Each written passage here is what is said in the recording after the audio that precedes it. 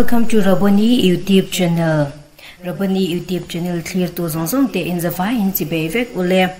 Don chumakaronti chwatur hi ke mal lapwa thuthlung pasaltha ti ania. Thuthlung pasaltha ti la hi moi tak main tirkomal somlianan asa ti chuanin i YouTube lamate po enturin a oma athiam ema